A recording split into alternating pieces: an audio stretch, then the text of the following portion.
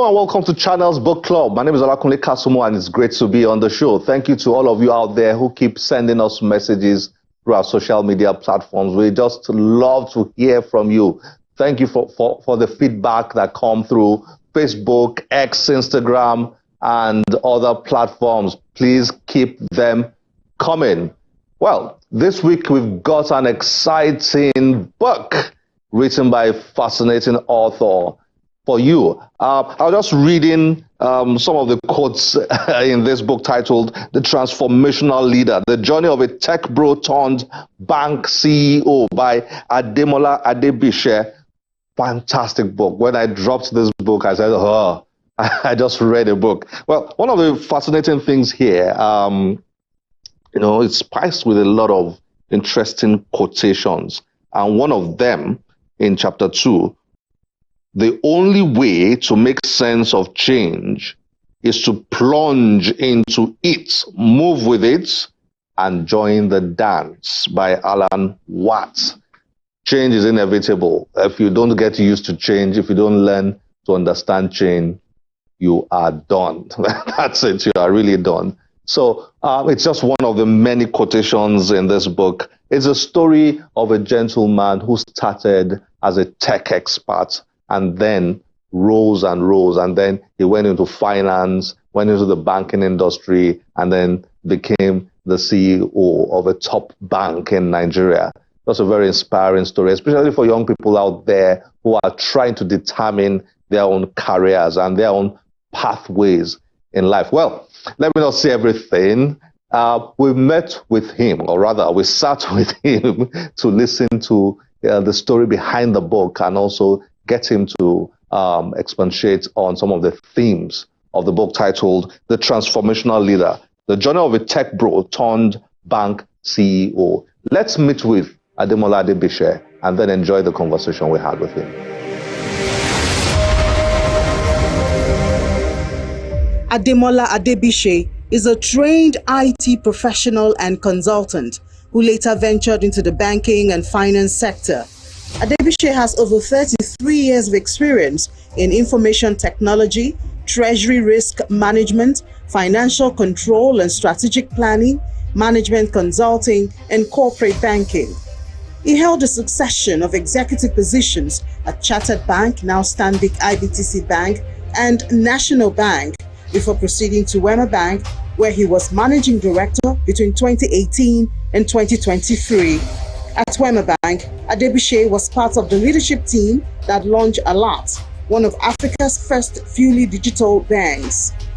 He currently serves as a non-executive director on the board of ICO Insurance PLC, ICO Capital, and Nigerian Interbank Settlement Systems PLC (NIPS). Adebise joins Channels Book Club to discuss his debut book, The Transformational Leader, The Journey of a Tech Bro Turned Bank CEO.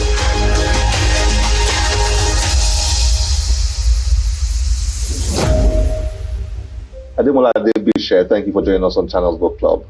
Thank you very much. You're welcome. Thank you. Well done. Your book, The Transformational Leader, The Journey of a Tech Bro Turned Bank CEO. Fascinating work. Well done. Your story bears a lot of lessons for young people trying to choose their careers, lessons for professionals in the corporate world trying to climb the corporate ladder, lessons on how to deal with disappointments. You got fired once, as we will hear later on, and how that turned into positives for you. Lessons about how so-called negative experiences, carry in them lessons in disguise, and all those things. So many angles to your story. But I would like you to share what inspired this work and what readers will find in this book. Okay. Thank you very much, Kule. The Transformational Leader, The Journey of a Tech Bro Turned Bank CEO. For me, it started off when I got into Wema Bank, coincidentally. We were in the thick of the transformation work that needed to be done.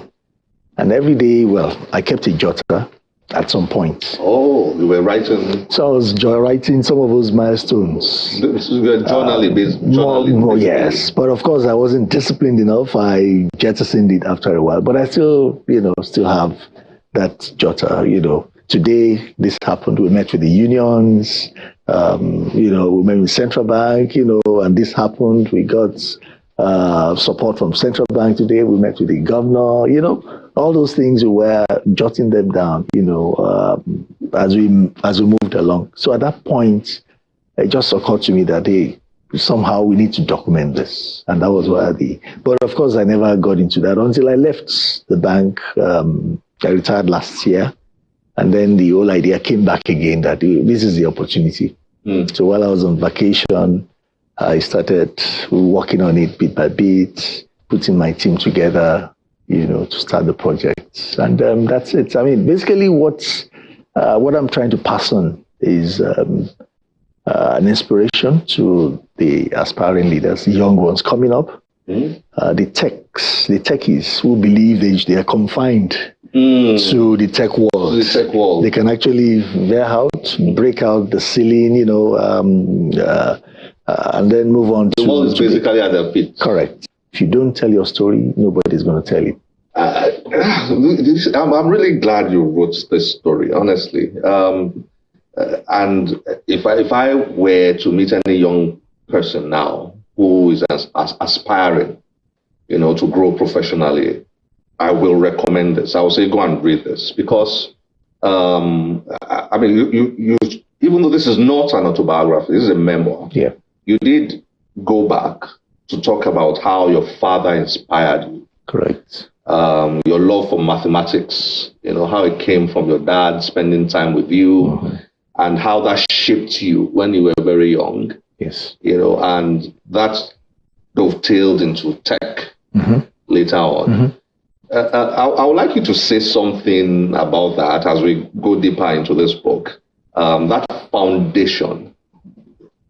How vital is that for any young person? It's extremely important, and that is why I mentioned the aspect of mentoring. My father started off like somebody who is trying to assist you, do your homework, and then he graduated into a mentor. Exactly. And of course, everything at that time as a young kid, all you're just seeing is your dad, the image he was creating.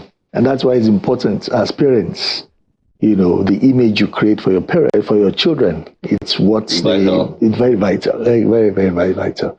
So, I mean, he made maths, so it was like, it was pleasurable, It would break down things for you, you get to know it, and then you get back to school and you are shining and everybody's wondering, what's going on here, how come, and that was it. That was it. For me, that was it, and that's why I wanted to be an engineer, but as things will have it, I mean, I became a computer. You studied computer science. Computer science, yes. At University of Lagos. Okay, yes. And so that path then took you into tech. Correct.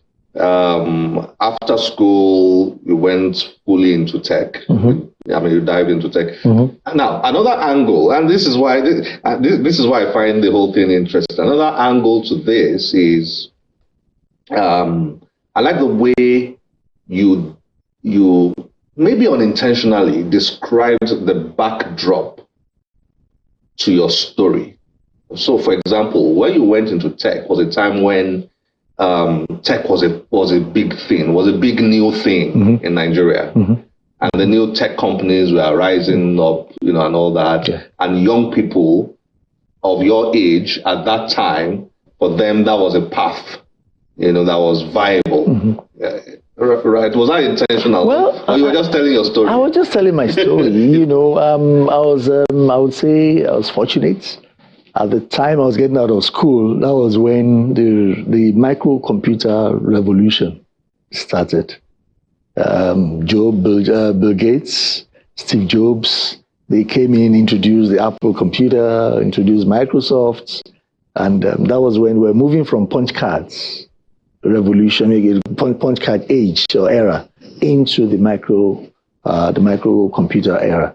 And that was when we got into, know, and luckily for me, I mean, as I said, you're in this world, role models are very important and mentors.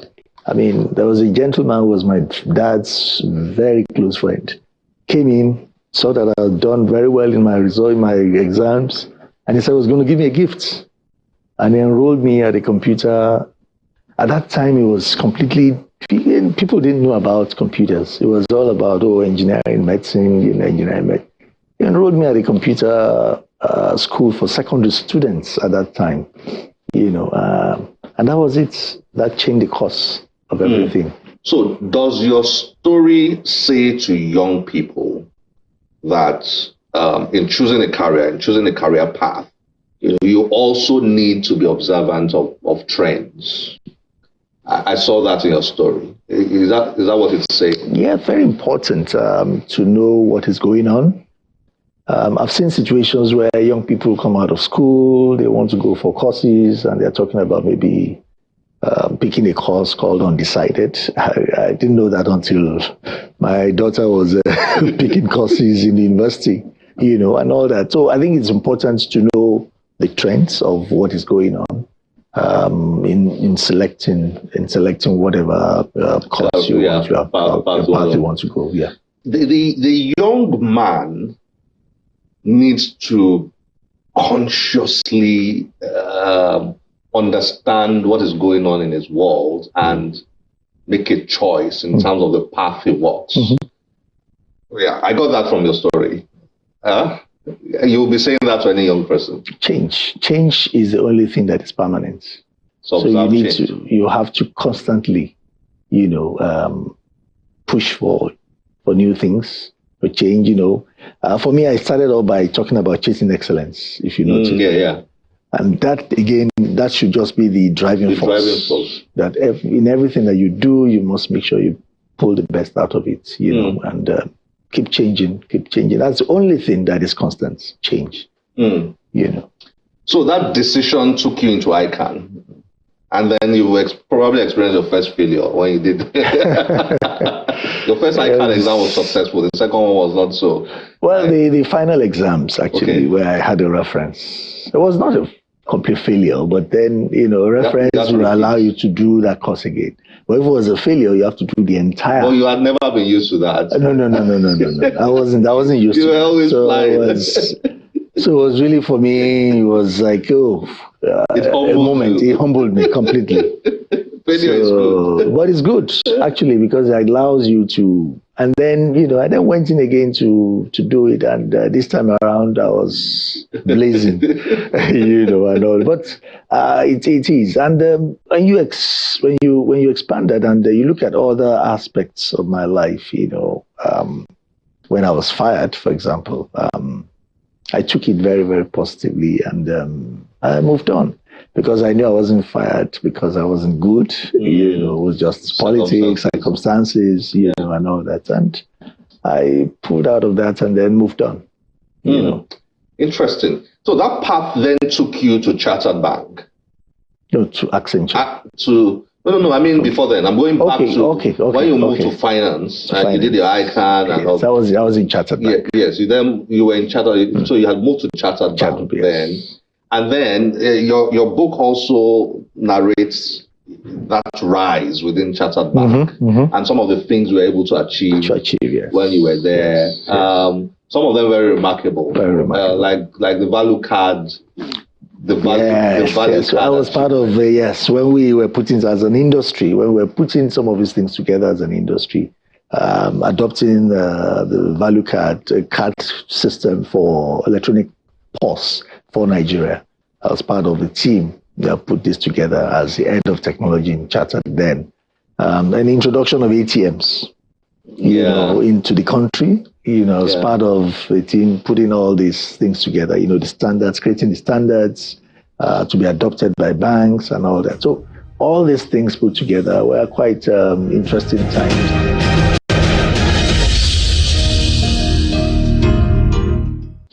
from head of IT department, you went to head of is it finance or something? Finance, yes, CFO, yeah. CFO, and then risk management, yeah. and then back to IT.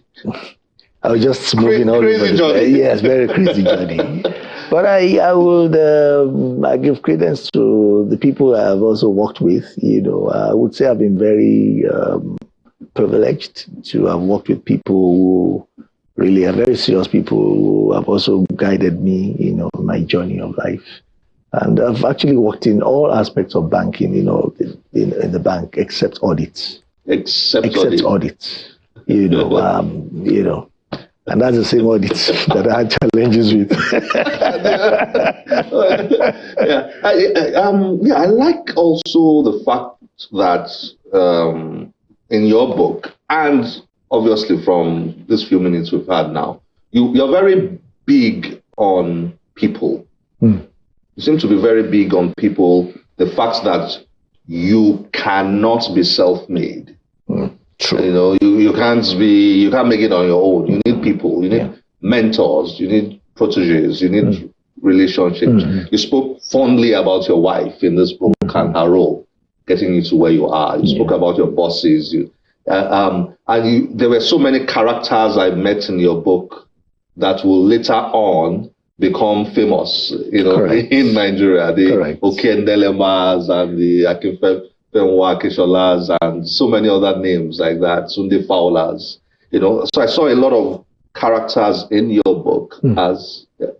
So is that a correct observation about the way you see life? Well, I believe that there's no self-made man. As we move on the trajectory of life, you meet people along the way. And those people are very instrumental into whatever you will be. And we talk about, in school, we talk about peer pressure, the people you meet.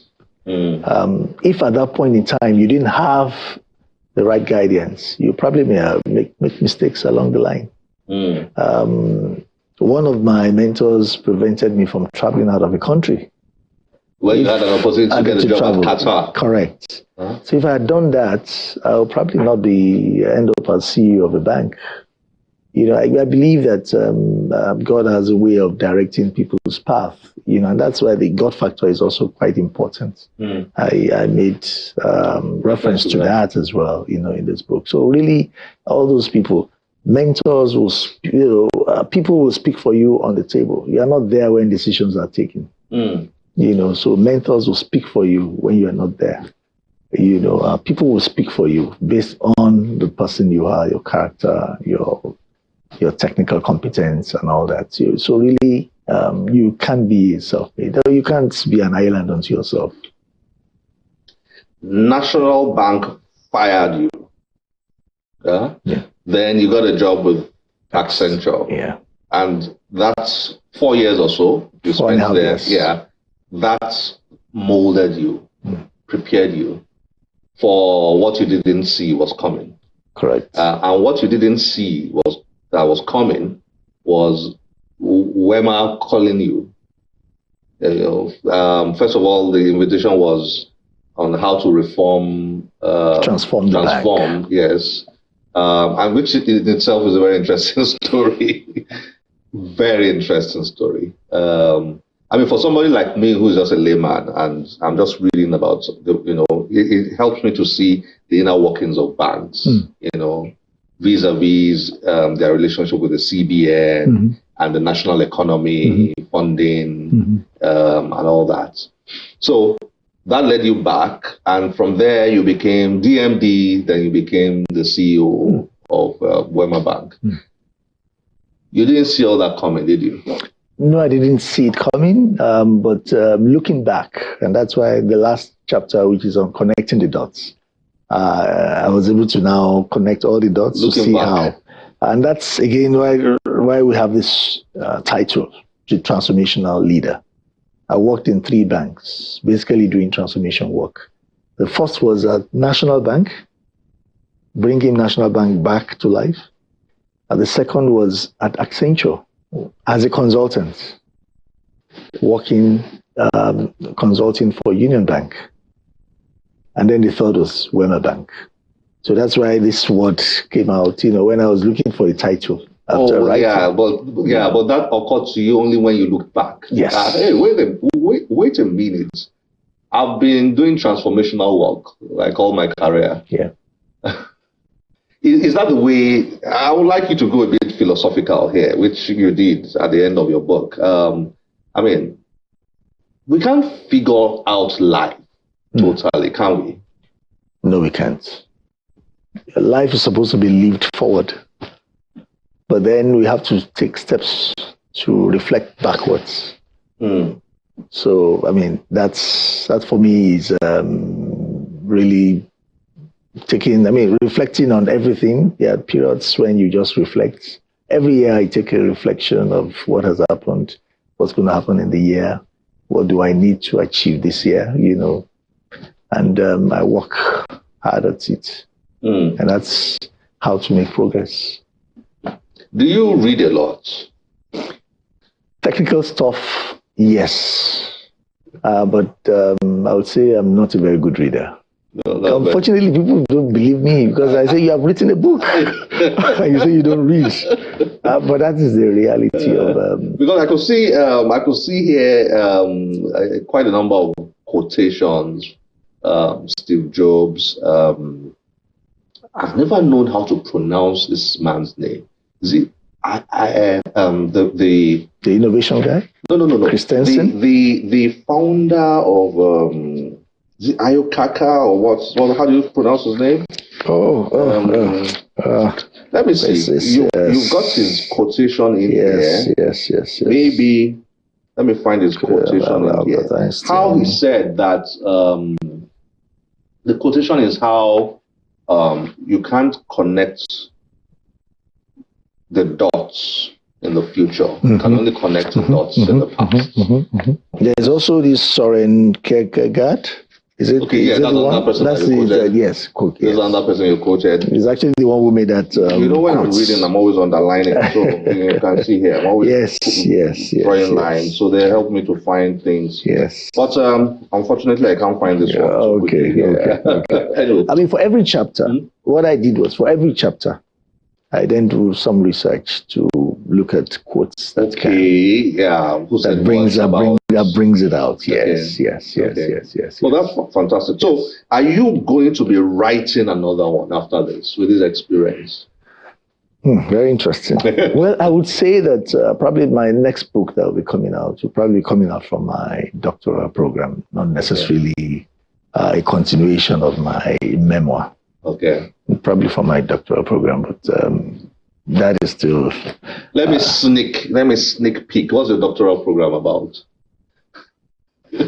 Digital transformation. Of course. It's in the space of digital transformation, financial inclusion. Fantastic. And that's reminds me of the way you told the story of how you focused on getting your bank to begin to think digital, and moved the direction of the bank into that area of digital banking and all that, and then how that's sort of like snowballs. I mean, the Nigerian economy just transformed everything. Correct. Basically. I mean, we were just a bank that has just come out of the doldrums, and come out of the woods. And we're looking at the next big thing, and of course, we are traditionally a retail bank. And we looked at it, how do we further entrench our position in the space? We looked at the demography. We have a vibrant youth population. How do you reach the youth population? All the surveys we did pointed to the fact that we're a father bank, and all the surveys pointed to the fact that, hey, if you want to drop this toga, you need to go after this segment of the market. New generation. And how do you reach them? Through the mobile phone. And that was it. Thank you very much for joining us on Channels Book Club, and well done. The Transformational Leader, the journey of a tech bro turned bank CEO. I like the bro parts that you put there. Very interesting. Thank you for joining us on Channels Book Club. Thank you. Good to have you there. Thank you.